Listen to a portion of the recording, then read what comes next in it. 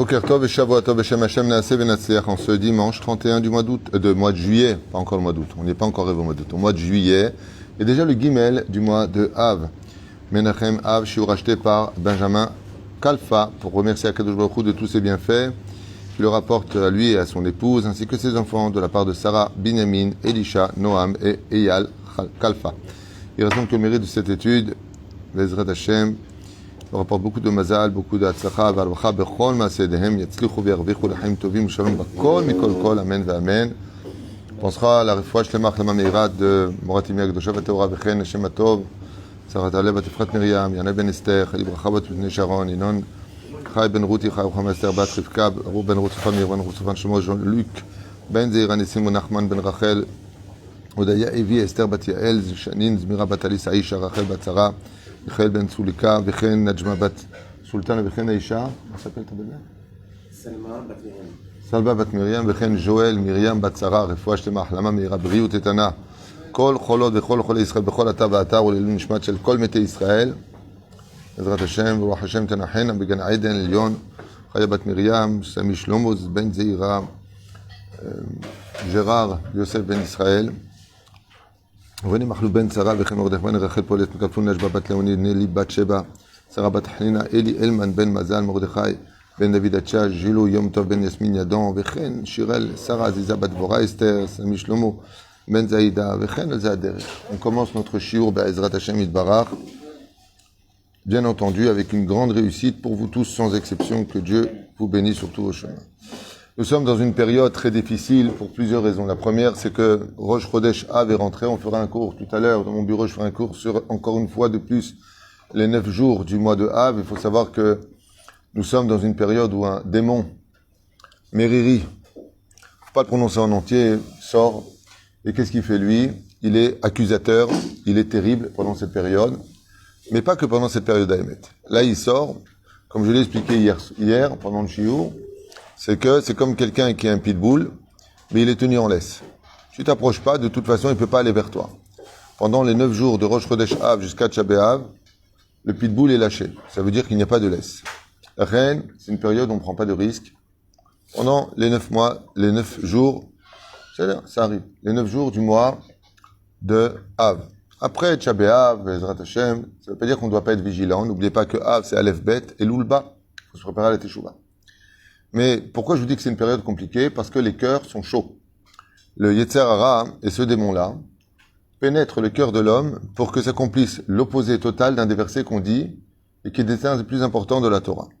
Velim kalelai nafshi tidom. Qu'est-ce qu'on dit tous les jours, 3 fois par jour? Que celui qui me cherche, celui qui me charrie, celui qui me fait du mal, velim kalelai, même celui qui me maudit, nafshi tidom. Mon cœur ne parle pas. Ça veut dire, je ne vais pas être réceptif d'une agression. Pourquoi? Pendant cette période, ce démon est pratiquement occupé du matin au soir qu'à cela, parce que le Beth Amikdash a été détruit à cause de cela, de la sensibilité que les uns et les autres avaient, donc on s'énerve, donc on parle du mal, donc on fait du moshecham, donc on s'insulte, donc on menace. Et ce que là se amène, c'est au pirou du peuple d'Israël. Ça veut dire que le peuple d'Israël, au lieu de s'unir, il va exploser. Comme quelqu'un me racontait que Shabbat chez lui ça a explosé, sa fille en short, carrément dénudée, l'autre il me raconte qu'ils se sont pris la tête, dans les synagogues ça n'arrête pas de chauffer, en plus la chaleur, il met son grain de sal, hein? Donc il excite encore plus. Et la reine, il y a une chose à faire avec beaucoup d'efforts dans la vie, c'est de travailler un des socles principaux sur lesquels reposent toutes les midotes de la Torah pendant cette période. Ça veut dire que le créateur du monde n'a pas de maison, vous le savez, il est SDF depuis 2000 ans. C'est pas une blague. Il est SDF, sans domicile fixe. Eno bait. Ok? Et ce qui le dérange à Hachem, c'est de chercher qui a du cœur dans ce monde qui pense à lui. Qui pense à Dieu? On pense toujours à nous, Nachon, il faut que j'achète ma maison, pourquoi j'ai pas encore acheté, il faut que je remonte, machin, toute la journée. Pourquoi je fais ça? Parce que le Zohar, il dit, pas David Tuitou, le Zohar, il dit, on est comme des chiens. Rien qu'on veut manger. Donne-moi. Je veux sortir, je veux faire mes excréments, je veux faire ceci, je veux faire cela. Donne. Alors, il dit, Seder, mais tu sais que moi je t'aime. Ouais, Vetamo Israël Be'ava. Est-ce que toi tu m'aimes? Ve'avta et Hashem. Bechol levavecha, ofranam shchavotecha. Est-ce qu'une fois dans ta vie, avant de penser où tu vas vivre, tu as pensé à moi, où j'allais vivre? Et Akadosh Baruch Hu ne vit pas là où il n'y a pas de cœur. Chez Nehemar, comme l'a dit le roi David, Lev ta'or bera li Elohim, veruach nachon hadesh bikirbi. Je veux renouveler ma vie, il est tova, v'livracha, il faut que j'ai un bon cœur. Et un bon cœur, ça signifie beaucoup de choses. Si le Beth Amikdash a été détruit, comme je vous l'ai expliqué hier, dans la Gemara de Gittin, Nunchet, ce qui s'est passé là-bas, eh bien, Alpi Halacha, tout était parfait. On peut être très bien un tzaddik, Alpi Halacha, et une pure ordure au niveau du cœur. Incroyable, c'est une histoire qu'on a étudiée hier. D'accord? Alpi Halacha, l'histoire qu'on a racontée, il n'a pas commis une seule erreur ilchatique. C'est-à-dire devant un beddin, il est tzaddik, le mec il sort nickel. Mais c'est à cause de lui que le temple a été détruit. Pourquoi? Parce qu'il s'est caché derrière la halacha pour être immoral. Et Techef Navin, et j'aimerais vraiment que ce shiur soit partagé, parce que il n'est pas simplement un antidote par rapport à ce qu'on vit aujourd'hui, mais meod kedai d'entendre ce que nos chachamim nous racontent à propos de cette vertu d'avoir un bon cœur. Vous savez que dans le deuxième chapitre de Masechet Avot, à partir de la 10e, ça dépend des livres, 9e, 10e, 11e Mishnah, Rabban Shimon Rabbi Yochanan ben Zakkai pose la question à ses 5 élèves. Il y a plusieurs, 5 élèves principaux. Il leur dit, dites-moi ce qu'il y a de mieux au monde. Chacun va donner son opinion, des bons yeux, un bon voisin. Et voici que Rabbi Lazar ben Arach, il va répondre, Lev Tov. La meilleure des choses au monde, c'est d'avoir un bon cœur. Qu'est-ce que ça veut dire d'abord avoir un bon cœur? Avoir un bon cœur. Être très serviable, très gentil. Très gentil, très ça, un bouffon quoi, un pigeon. Un pigeon, pourquoi un pigeon? Avoir de l'empathie pour l'autre. Avoir de l'empathie pour l'autre. Dans la Torah, c'est pas ça un bon cœur. On peut avoir un très bon cœur en accompagnant quelqu'un à l'aéroport pendant Shabbat. Et Dieu donc te dit, ne suis pas ton cœur. Qu'est-ce que ça veut dire avoir un bon cœur? C'est pas comme on pense. C'est très chrétien de penser comme ça. Un bon cœur, c'est... Non. Ce n'est pas exactement là où se situe le bon cœur. Qu'est-ce que c'est avoir un bon cœur? Tiens. Il y a une femme, un mec qui est venu la voir, elle était tellement belle, il est parti lui acheter une gourmette. C'est une vraie histoire qu'on m'a racontée. Hein. Il a vu une femme dans la rue, il est parti acheter une gourmette, il lui a offert, lui a dit, je suis amoureux de vous, je veux vous épouser. Elle lui a dit d'accord. Elle a pas osé lui dire non. C'est un bon cœur? C'est stupide. C'est faire la différence entre le bien et le mal. Un bon cœur, donc c'est Alpi Torah. C'est celui sur le côté droit du cœur, le Yitzhak, plutôt le Yitzhak que le côté gauche. Blablabla. L'autre, t'as Torah, En vérité, un bon cœur, ça s'explique pas. C'est Un à bon l'intérieur. cœur, il ne connaît pas le mal. Je vous ai posé une question simple. Qu'est-ce que c'est un bon cœur? Laisse-la. Ok, donc toi tu dis comme lui, faire la distinction entre le bien et le mal. Ça, t'as pas besoin du cœur pour ça, il faut du sechel. Chonen ada'at. C'est אז בואו נראה בעזרת השם מה שאומרים חז"ל על הדבר הזה. On a posé une fois la question au Chazon Ish. ושאלו אותו, qu'est-ce que c'est un homme qui a réussi sa vie à tous les niveaux? Qu'est-ce que c'est un homme qui a réussi sa vie? On lui a répondu, c'est celui qui a un bon cœur. Shalou Oto, et qu'est-ce que c'est avoir un bon cœur? Et là, écoutez bien la réponse du Chazon Ish. Donc là, on parle du Chazon Ish, voyons, on ne parle pas d'opinion personnelle. Chal Migdolé adore.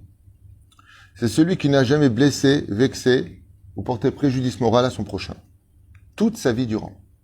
Si une personne est capable, dans ce monde, d'être de ce niveau-là, c'est ce qu'on appelle un homme qui a réussi sa vie. Ça s'appelle un bon cœur. C'est-à-dire que tu vas me demander une chose que je ne peux pas faire. Parce que tu ne me donnes pas les garanties nécessaires pour que je t'aide. Donc je ne suis pas un pigeon. On demande des garanties dans la vie. On est bien d'accord? Non, mais tu as un bon cœur, alors perds tout. Avoir un bon cœur, ça ne veut pas dire perdre. Ça veut dire trouver les mots pour lesquels je vais refuser de te donner ce prêt. En te disant, il faut me comprendre, c'est pas que je ne veux pas te prêter, mais c'est que tu me donnes aucune garantie. Imagine que, Chaz v'Shalom, il y a un problème sur la route, comment je fais moi après?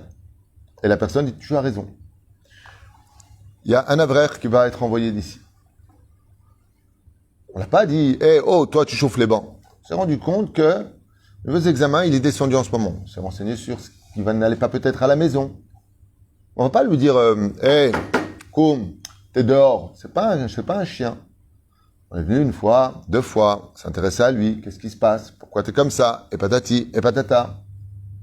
Makara, on voit qu'il n'y a pas de problème. Il n'a rien à nous dire. Mashma Mikan, qu'on l'a prévenu 3 fois. Au bout de 3 fois, le Mashgiach, le Rav Yaron, est parti le voir. Et il lui a dit, qu'est-ce que tu penses? Il lui a dit, vous avez raison, je reviens pas au mois d'août. C'est devenu de lui-même. Le résultat est le même. Mais c'est fait avec un bon cœur. C'est-à-dire que lui-même est d'accord avec cela. Vous savez pourquoi le cœur fait boum boum? Parce que quand le tien fait boum, est-ce que celui d'autre il dit ok boum? C'est pas de l'empathie. C'est pas de l'empathie. J'appelle ça de la normalité. De la normalité. Ça se dit pas où? Je suis un professeur. Normalité, ça se dit. Ouais. Hein? Oh, ça devient déjà plus propre et plus karov. Ça veut dire Al ta'ase lechaverecha ma shesanu yalecha. Toi, tu n'aimerais pas qu'on te le fasse, alors ne le fais pas. Oufren, une fois, avec le Rav Auerbach, alors qu'il n'avait que 10 ans, il partait au Talmud Torah. Et en passant près du souk, il a malheureusement glissé sur une vieille peau de banane qu'il a fait tomber par terre et il s'est fait mal. À sa grande surprise générale, toutes les personnes qui étaient autour se sont mises à rire. Ça a fait rire tout le monde. 70 ans plus tard, le Rav Auerbach, alors qu'il était en train de parler avec un ami, lui a dit « Jusqu'à aujourd'hui, je ne comprends toujours pas comment des individus peuvent se moquer ou de rire d'une personne qui est tombée en glissant et qui s'est fait mal. Je n'ai jamais compris qu'est-ce qu'il y avait de marrant en cela, de voir une personne ou un enfant chuter et se faire mal. » J'aimerais juste qu'on m'explique, a dit le Rav Auerbach, dans la tête, Mamatsrik, expliquez-moi, qu'est-ce qu'il y a de marrant de voir une personne tomber et se faire mal? Juste pour m'expliquer c'est quoi le truc. Pourquoi ça sort? Est-ce qu'il y avait une blague derrière? Mais faisait pas. Tu vois quelqu'un qui tombe. Normalement, tu dois avoir de l'empathie, comme il le dit depuis tout à l'heure. On va quand même te glisser ton mot. Mais dans le Tachnes, qu'est-ce qu'il y a de marrant? La devise, c'est « Ça va petit, tu t'es pas fait mal. C'est pas marrant. » D'accord? Le Rav Auerbach a dit « Toutes ces personnes-là qui sont capables de sortir des rires ou des fous rires sur la chute d'une personne, Yeshlem Baya Balev, ils ont un problème au niveau du cœur. Ce sont des gens qui ont un cœur mal formé. » Qu'est-ce qu'il y a de marrant? Mais dans le Tachles des choses, c'est vrai que le Rav Auerbach, il n'a pas tort. Personne qui rentre, qu'elle glisse. Du quoi? À part la bêtise humaine, il y a quoi de marrant? Bémet. Ou pire encore, soit tu as un bègue. Alors ce qui fait rire en général, je vous dis franchement, c'est pas le bègue. C'est pas ce qui va dire alors tu vas rire comme ça. Non. Ce qui fait rire, c'est les regards des uns et des autres. C'est-à-dire, des fois, la personne n'a pas du tout envie de rire, mais imaginez une fraction de seconde que ce soit vous le bègue. Imaginez une fraction de seconde, c'est vous. Est-ce que vous aimeriez qu'on rigole de vous? Est-ce que vous aimeriez ça? Non. Ah, pourquoi tu ris? D'avoir un bègue. Le Rav Auerbach, il dit, ça te fait pas de la peine? Tu penses pas qu'il y a mieux à faire que de te moquer de lui? Peut-être que tu devrais prier pour lui? Qu'est-ce qu'il fait pour moi? Pour guérir ça, il faut manger des faux stocks, des pistaches. Ça guérit la parole. Okay? Mais, qu'est-ce qu'il y a de marrant, cela? Celui qui se moque, celui qui est capable de faire du mal, surtout que vous savez, comme je l'ai noté ici, qu'une des choses qui a été les plus destructeurs dans les relations humaines, c'est la moquerie, le chariad. Combien j'ai entendu dans plein d'endroits où j'ai été que des gens ont cessé de venir à la bête à Knesset à cause des charrieurs. Les gens n'aiment pas les charrieurs. Quelqu'un qui vient en retard, t'en as un qui vient devant tout le monde, qui lui tend un Sidour Lubavitch parce qu'il prie à 10 heures, devant tout le monde. Alors ça fait rire tout le monde, mais lui, ça le fait pas rire. Une fois, j'étais dans un yeshuv, Et j'ai posé la question, pourquoi tu viens pas à la Beth Knesset à une personne? Il m'a dit, parce qu'on est en retard. Je lui ai dit, ah bon, pourquoi? C'est à quelle heure la prière? Je t'ai invité chez lui. Il m'a dit, non, mais allez-y. Il y a toujours un groupe de pathétiques. Dès que ils vont me charrier. Alors, t'as fait Masachet Halomot, alors, alors que moi, je rentre gêné. Je préfère ne pas y aller. Je ne vais pas y aller parce que je vais m'énerver. Alors, je lui ai parlé à son cœur, et je lui ai dit, si tu es réceptif de la moquerie des autres, c'est que tu en as en toi. Qu'est-ce que tu en as à faire de ce qu'ils pensent? Tu vas pour Dieu, tu vas pas pour eux. Sauf il est venu avec moi, et il s'est pas fait charrier. Par contre, j'ai pris le groupe, et je leur ai demandé d'arrêter. Et vous savez que cette personne-là a fait, oh, ça va, on rigole. Je lui ai dit, si t'arrives un malheur cette semaine et que je m'en moque, tu serais content que je te dise je rigole? Mais maintenant, c'est pas bien de me maudire. Je lui ai dit, ben, tu vois, empêcher une personne de venir à la Beth Knesset, c'est comme si qu'on la maudit. Peu importe le moyen que tu utilises. Les gens n'arrivent toujours pas à comprendre, malgré le fait qu'ils aient des poils sous les bras. Ils n'ont toujours pas compris qu'une synagogue, c'est un endroit sérieux, on ne vient pas charrier. Et la mentalité française doit faire une grande teshuva là-dessus. Particulièrement française. Les Israéliens, ça fait 37 ans que je suis ici, ils n'ont pas ça. Jamais j'ai vu d'Israéliens charrier. Jamais. J'en ai fait des synagogues. 37 ans en Israël, j'ai jamais vu dans une bête à Knesset israélienne des chariades de gamins comme on voit chez les francophones. Jamais j'ai vu ça. C'est très francophone. Il n'y a rien de marrant. T'es pathétique et antipathique. Il n'y a rien de marrant. T'as des choses à dire, tu les dis, tu veux dire un mot de côté, tu prends de côté. Aval tafsik leatsik. Arrête de faire du mal. Arrête de charrier. Tu sais pas dans quel état les gens se trouvent. J'avais raconté il y a très longtemps de cela une chose qui s'est passée avec un copain à moi quand j'habitais à Jérusalem. King George, j'avais une boutique.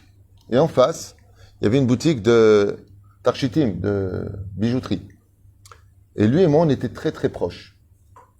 Et un jour, il m'a annoncé qu'il avait le cancer au cerveau, une tumeur au cerveau. Et donc, je me suis mis à prier pour lui. Mais malheureusement, après l'opération, on lui a, dans tous les sens, des cicatrices au niveau du crâne, chez Mishmor, il n'avait plus de cheveux, vous avez compris. On a eu un mariage ensemble. Et je lui dis, regarde, au lieu qu'on prenne 2 voitures, puisqu'on part ensemble, qu'on part tout de suite après le travail, on fermait à la même heure, viens, on part ensemble. Il me dit, non, j'y vais pas, moi. Pourquoi? Il me dit, parce que comme je suis à la cortisone, je suis gonflé de partout, j'ai pas envie, tu sais comment on charrie nous, j'ai pas envie, laisse-moi tranquille. Et comme un idiot, je lui ai dit, viens avec moi, ne t'inquiète pas, les gens peuvent pas se moquer de ta situation. Pour couvrir ses cicatrices, il a mis une casquette. Je vous promets, hein, comme ça. On arrive, sur le parking. On n'a même pas eu le temps de rentrer à l'intérieur de la salle. On tombait sur 2 individus qu'on connaît, connaît quoi. Oh là là, qu'est-ce que t'as grossi, mais qu'est-ce que tu bouffes, et ainsi de suite. En 2 secondes. Il a fait demi-tour à la voiture, il avait les larmes aux yeux, il est rentré chez lui. J'ai fait un scandale à ces 2 clowns qui m'ont répondu comme à la française. Oh, ça va, on n'a rien dit de mal, on rigole. Razonich, il a dit, une personne qui a réussi sa vie, c'est une personne qui n'a jamais porté le préjudice à l'autre. Tu peux pas t'asseoir à ta place et te la fermer ta bouche. Il faut tout le temps qu'il y ait de la moquerie, il faut tout le temps qu'il y ait une blague, il faut tout le temps que à ce point-là, tu es naze pour exister dans ta simplicité, que tu essaies de compliquer la vie des autres. À ce point-là, on a besoin de faire du mal. On peut faire une petite chariade de temps en temps, mais légère, qui ne touche personne. Ve'elouen madvarim achamurim beyoter. D'Ambrou Chazal, dans Masechet Avot, Yud Gimel, chapitre 3. Kol sheruach habriot nocha imenu, ruach hamakom nocha imenu. Toutes les personnes. Quand un juif rentre dans un endroit et tout le monde est content qu'il soit là, c'est-à-dire qu'il n'a pas de hogmat nefesh en lui, tu peux être certain que Dieu est très content de le voir venir dans sa synagogue. Que Dieu est très content de le voir venir à la maison. Mais si une personne rentre et que c'est une rassera pour tout le monde, qu'on préfère éviter le regard que parce qu'il va y avoir et autres, tu peux être certain qu'Akadosh Hu Gam lo evoto. Kol sheruach habriot nocha imenu. C'est-à-dire que tout le monde, ah, lui c'est bien. Lui on sait qu'il va pas nous charrier, il va pas nous casser les pieds, il va pas nous faire du mal, il va pas nous faire augmenter nefesh, il va rester à sa place et fermer sa sale bouche. Akadosh Baruch Hu ohev oto. Mais tout celui qui rentre quelque part et qui a une rasra qui rentre. Quand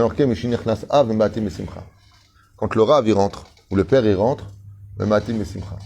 Il y a le kavod du Rav, le kavod du Père. Dvarim shem chashuvim. Lechen omrim Chazal. Ech ata yodea, si tu es aimé du ciel ou pas, vois comment les gens ils parlent de toi. Et si les gens ils quittent l'endroit à cause de toi, si à chaque fois il y a des problèmes, si à chaque fois on ne connaît pas notre place, Asteda lecha que même Akadosh Baruch Hu lo rotze liot itra. Car me vient à Mishnah. Regardez, Rabbeinu Barthénora, que ce soit Yom Tov, Tiferet Israël, que ce soit Keati, c'est un clou. La première Mishnah de Masechet Avot, Perek Revi'i, 4e chapitre, il dit comme ça au nom de Ben Azai, Ben Zoma, Ezou Mechoubad, il a fait Meod. Ezou Mechoubad, qu'est-ce qu'on appelle celui qui est honoré? Mechabel Sabriot, c'est celui qui respecte tout le monde. Eshlo Kavod. Regardez bien que pas une seule fois la Torah orale nous permet la moquerie des uns et des autres. La seule moquerie, alors dans ce cas-là, pourquoi Dieu a créé la moquerie? Réponse. La seule moquerie qui soit cachère, c'est celle de la Avodah Zara. C'est une mitzvah de se moquer de la Avodah Zara. C'est une mitzvah. La Gemara pose la question et dit, alors dans ce cas-là, pourquoi Dieu a créé la moquerie? La moquerie, elle a son droit d'exister, Nachon. Vous savez que la Gemara dans Psachim nous dit, il y a 4 que Dieu déteste, et un des 4, c'est celui qui se moque. Dieu le hait, il y a marqué. Les moqueurs, Hachem les hait. Azlama zé, parce que par contre, pour la Avodah Zara, il a fait de se moquer. C'est une mitzvah de se moquer. Les gens ne comprennent pas ça. Il y a des gens qui vont charrier des juifs jusqu'à les vexer, mais par contre, tu moques d'une Avodah Zara, et tu dis ça, c'est pas joli, respect. C'est exactement le contraire. Est-ce qu'on peut rire de soi-même? Il faut avoir de l'humour. Il y a une différence entre... Alors, le Chafetz Chaim, c'est une bonne question, parce que est-ce qu'on a le droit de se moquer de soi-même? Le Chafetz Chaim, un jour, rencontre une personne qui lui dit « Shalom, Godara, vous savez où est la maison du Chafetz Chaim ?» Et lui, il a dit, parlez de cet idiot-là, ce Hamaretz. Et la personne, quand elle a entendu ça, il lui a mis une grande claque au Chafetz Chaim. Vous n'avez pas honte de parler du Gdolador comme ça? Chafetz Chaim, il a vu partir comme ça, il a regardé le ciel, il a dit « Apparemment, on n'a pas le droit de parler du mal de soi non plus. » Ah, ça dépend, oui. Rabbi Moshe Deri Zatzal, c'était un homme qui avait beaucoup d'humour. Il y a une grande différence entre la moquerie et l'humour. D'avoir de l'humour, c'est évident qu'on doit en avoir. Ben, un juif sans humour, il est décédé, quoi. C'est pas un juif. Avoir de l'humour, il est malade. Les juifs ont beaucoup d'humour. Et c'est ce qui nous a permis, d'ailleurs, ce sourire et ce clin d'œil à l'histoire, c'est d'avoir de l'humour. D'avoir de l'humour, c'est céder. Mais d'être charrieur, d'abord, je veux dire une chose. Dans l'absolu, il n'y a que ce qui est rare qui est sympathique. Mais quand c'est constamment charrié, et charrié, et charrié, et charrié, ça devient fatigant. Allez, stop. T'as eu ton petit jouet, ça y est, t'as fait mémuse. Allez. On peut pas être normal. On peut pas dire les choses telles que. Ça halik, hein. Ça va, hein, toi. Pourquoi? C'est quoi les conséquences? À Los Angeles, on était à Fairfax. Et il y a une personne qui passe comme ça, et comme j'étais venu prendre de l'aide financière pour les Shiva de Jérusalem, Collège Jérusalem, il y a quelqu'un qui me dit à côté comme ça, oh là, lui, il va le voir, il est blindé. Je regardais comme ça, je lui dis, c'est pas joli de parler comme ça, il est blindé, d'abord ton seul, je connais, je connais, J'ai dit, ok. Mais j'ai vu que la personne, en prenant le virage, elle a entendu, elle a fait comme ça, style avec la tête. Alors j'étais le voir, j'ai dit, Shalom Ouracha, Mechila, parler français, il m'a dit oui. Alors je lui ai dit, je vous ai vu faire un signe de la tête, vous avez entendu ce qu'il a dit? Il me dit oui. Alors, je lui ai dit, Bezrat Hashem, vous savez, mon Rav, il disait toujours, quand on dit d'une personne, t'es blindé, que c'est peut-être pas le cas, il faut dire Amen, parce que ça vient aussi du ciel. Il m'a regardé comme ça, il m'a dit, viens avec moi, toi. Comme ça de côté, il me montre. Ils sont découverts en rouge sur son portable. Il m'a dit, vous comprenez pourquoi je suis dégoûté? Un blindé, celui-là. Il m'a dit, je suis hypothéqué ma maison aujourd'hui, il me parle de blindé. Adapam. On a vu tout à l'heure qu'une personne qui a réussi sa vie, comme la femme du Rav Auerbach, Le jour de l'enterrement, elle a crié de toute notre vie, il ne m'a jamais vexé. Jamais fait un mot de travers. Moi, chez Adam, la mode alzé. La reine a marqué celui qui se respecte sera respecté des autres. Ne te comporte pas comme un idiot. Ne te comporte pas comme un imbécile. Tu veux qu'on te respecte? Respecte-toi. Est-ce que une seule fois je vous ai manqué de respect dans cette synagogue? Est-ce qu'une seule fois je me suis mal comporté? Pourtant on est tous copains. On est tous proches les uns des autres. Bon, à part M. Lévy, qui aurait dû être tunisien de base, je crois qu'il y a un problème. Inconvertible. C'est de l'humour. Aval Borfen, Ikroni. Lama, Bémet. Quelles sont les conséquences d'une personne Qui quoi? qui se moque d'une autre personne? Tu veux savoir c'est quoi? Les moqueurs? Il y a marqué que tout le monde a une punition, seulement lui, on ne sait pas ce qu'il a comme punition parce qu'il n'y a pas de mot pour lui. Regarde le Tehillim Aleph du roi David, il parle de ça. Il parle des Rishaïm, il parle des Chotim, et il parle des moqueurs. Les Tzim. Et à la fin, il dit, les Tzim, je ne sais pas. Ils descendent normalement au 7e palier du Gehinam. Les moqueurs descendent là où personne ne peut descendre. Chez Mishmor Verachem. C'est comme ça que c'est expliqué. En tout cas, dans le Tehillim, le roi David, il parle des moqueurs au début. Moshav Letzim lo Yashav. Et à la fin, il ne parle plus des Letzim. Et par contre, il parle des autres, leurs Tikkun. Ils ne se tiennent pas devant le din, ils ne pourront pas répondre. Et les moqueurs, il ne parle pas d'eux. Pour nous faire comprendre que les gens qui se moquent, eh bien, le roi David n'a pas trouvé les mots qui correspondaient à la punition terrible qui l'attend. D'avoir vexé, d'avoir gêné, d'avoir fait partir des gens de... Stop avec ça, stop. Vous savez que les rabbinim aujourd'hui, moi je parle avec pas mal de rabbinim, ils me disent, on ne sait pas si on est des rabbinim ou des ganénotes. C'est un gan. C'est un gan. Et ce qui est très curieux, c'est que, comme on l'a vu ce Shabbat, qu'est-ce qu'on a étudié ici ce Shabbat? On a vu que dans la prophétie dans la Haftara, Dieu qu'est-ce qu'il dit? Vetov se Torah. Hein? Qu'est-ce que tu dis? Le idéoni. Il me recherche pas. Vous venez à la synagogue, c'est pas moi que vous venez chercher. C'est l'ambiance, c'est les chariades. Ce qu'on a lu dans l'Haftara. Vetov se Torah lo yedaoni. Vous n'êtes pas venu pour moi. Pourquoi? Tu vas à la synagogue, mais ferme ta bouche. Reste à ta place une fois pour toutes. Qu'est-ce qu'il y a de dur? Pourquoi tu as besoin de toujours charrier? Faire un croche-patte à l'autre, faire un clin d'œil de jeune. Pourquoi? À ce point-là, on est influencé par la bêtise des médias, de ce qui se passe à la télévision, dans nos écrans. On a envie de charrier du matin au soir, c'est ça notre existence. On ne doit pas être détombe, on ne doit pas être sérieux comme ça, pas bouger une oreille. On a le droit d'avoir de l'humour. On ne va pas plus. On ne sait pas la situation des autres. Alors je vous ai noté ici des choses que j'ai étudiées et qui m'ont éveillé chez moi un sentiment. Effectivement, je vais vous lire quelques détails. Donc ceux qui lisent dans leurs livres pendant un cours du Rav, il y a une période où j'avais décidé de vivre dans un quartier orthodoxe pour mes enfants. Et j'avais passé un Shabbat là-bas. J'avais adoré. Je trouve que c'est très bien de vivre dans un quartier orthodoxe si tu veux éduquer tes enfants dans le chemin de la Torah. C'est mieux au niveau de la Havira. Pourquoi je ne l'ai pas fait? Je vous raconte exactement ce qui s'est passé. Je parle de ça. Mon fils Eliaou, il avait peut-être 8 ans. Il en a presque 29. Je rentre dans cette bête à Knesset où tout le monde est habillé avec le chapeau, la barbe. Encore une fois, Alpi Halacha, il n'y a pas d'Averot. Alpi Moussar, Hashem Ishmor. Il se lève le Rav de la bête à Knesset. Et cette assemblée sort chacun son livre. Et pendant que le Rav était en train de parler, chacun s'est mis à étudier dans son livre, sous le nez du Rav. Je me rappellerai toute ma vie de ce qui s'est passé. Je me suis levé et je suis parti. Je n'ai pas pris avec eux. Et en sortant de là-bas, le gars m'a dit Makara, je lui ai dit c'est une assemblée de Réchaïm. C'est pas une assemblée de Torah, ça. Il faut kavod chez l'arabe. T'as l'omid bayesh, ata l'omid bayesh. Tu aimerais, toi, que tu montes sur la tefa, tu fais une racha, et t'as des mecs qui, sous ton nez, prennent les livres, ils font des télim où ils étudient Rambam, ou Halacha, ou Agada, ou Gemara. Derech Eretz Kadma la Torah.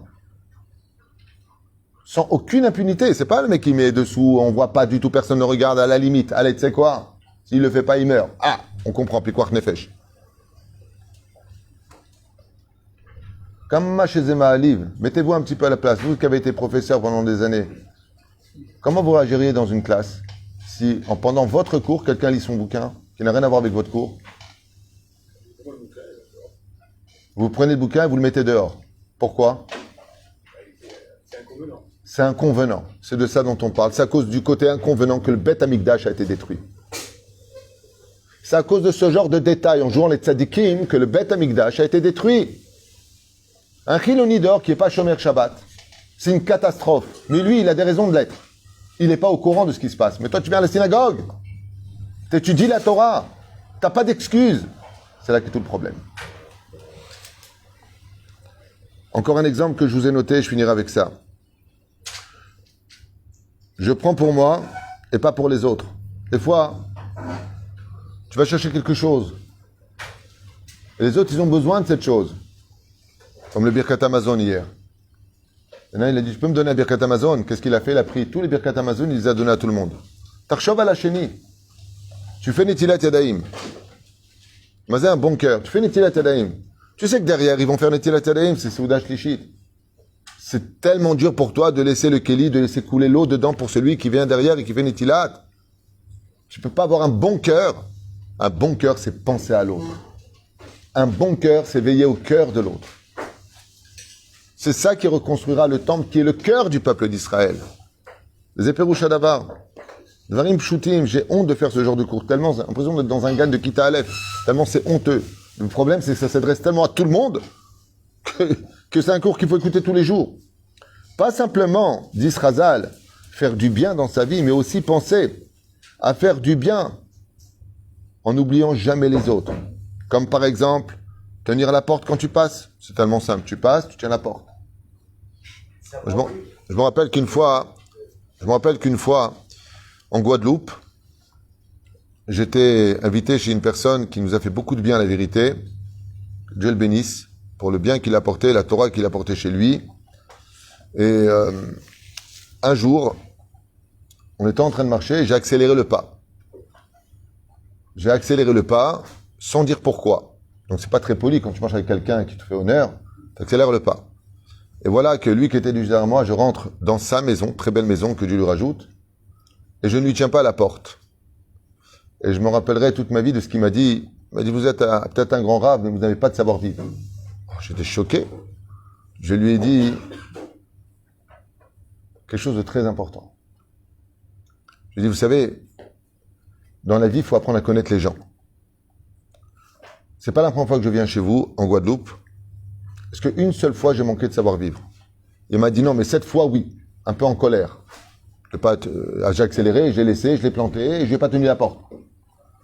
Alors je lui dis, c'est pas comme ça qu'on juge une personne. Quand on sait qu'une personne, elle est tout le temps bien, si la personne ne réagit pas comme on l'attendrait, elle a peut-être des circonstances atténuantes. Si tu sais qu'une personne, elle a un bon cœur et qu'il n'a pas fait ce qu'il fallait, c'est qu'il a des circonstances.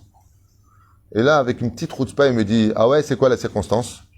Je lui dis, quand on a une diarrhée, on ne peut pas venir devant tout le monde et dire, excuse-moi, j'ai une diarrhée, je pars, je te tiens la porte et je fais sur moi. Voilà pourquoi j'ai accéléré. Il me dit, ah, je savais pas. D'un côté, c'est vrai qu'on doit tous faire attention, mais surtout, il y a un klal. Des fois, il y a des gens qui peuvent manquer de savoir-vivre. Ils peuvent manquer de savoir-vivre parce qu'ils ont une mauvaise nouvelle pendant le Shabbat, parce qu'ils ne sont pas bien ce jour-là, parce qu'ils se sont disputés à la maison, donc ils viennent un peu mchenef à la bête à Knesset, parce que il y en a qui ont perdu des enfants. Encore récemment, j'ai été consolé une famille dont le fils est mort à 28 ans, c'est un fils unique. Donc quoi, tu crois qu'il va venir, salut, ça va, tu vas bien, il va être bien? Non, il va pas être bien. Ça n'empêche pas d'avoir un bon cœur. C'est-à-dire que quand tu sais qu'une personne, de façon générale, a un bon cœur, tu as le devoir de juger les kafsrout, même s'il a été maladroit. Mais il y a une chose de sûre, c'est que des Béhémet, combien il faut faire attention? Combien il faut faire attention? Et kalvachomer des kalvachomer. Si on te demande de faire attention au travail, à la bête à Knesset, dans tous les endroits où tu te trouves, à plus forte raison, des plus fortes raisons, dans ta propre maison avec ta femme et tes enfants. D'abord, eux, tu protèges. D'abord, eux, tu fais attention. D'abord, eux, tu verras toute ta vie à ne jamais les blesser, surtout ton épouse, parce qu'elle est ton mazal. Et blesser sa femme, c'est blesser son mazal. Chaval meod. Vous constaterez un homme qui vexe sa femme et qui s'en va, toute sa journée, elle est narce. Lama. Ça veut pas dire qu'il doit être le pigeon de sa femme. Ah, ce qu'elle dit ma femme, je préfère pas les histoires. Mamash, lo. T'es l'homme. Tu as le droit de pas être d'accord, tu lui fais comprendre, mais sans lui manquer de respect, sans élever la voix, et qu'elle va remettre sans l'insulter. Et bien entendu, c'est réciproque dans l'autre cas. Hein. Une femme qui est le mec à la maison, c'est un couple maudit, vous êtes au courant, j'espère. Il n'y a même pas de marloquette là-dessus. C'est là. Comme c'est marqué, Vayelech manoach, perek gimel beshoftim. Vayelech acharei ishto. Chazal, ils disent, un homme qui mange avec sa femme, Shem ishmo virachem d'un couple pareil. C'est l'homme d'assumer. Mais ça veut dire quoi être un homme? Celui qui frappe sur la table, celui qui donne des ordres? Non. Être un homme, c'est être l'exemple de sa femme, à l'image du soleil, qui fait émaner les rayons de sa lumière sur la lune. C'est d'être capable d'éclairer l'obscurité de ce qui envahit les conditions d'une femme qui sont très difficiles dans ce monde. Ça s'appelle être un homme. Bezrat Hashem. Zeperouch d'abord. Bezrat Hashem, aujourd'hui on est le Gimel du mois de Av, Shniske, Bezrat Hashem Itbarach, de reconstruire le Beth Amikdash qui est dans notre cœur. Chez Neymar, Veshachanti Betocham, Rashi, il dit, où est-ce que Dieu réside? Dans le cœur. Mais quel cœur? De celui qui accomplira ce cours à la lettre.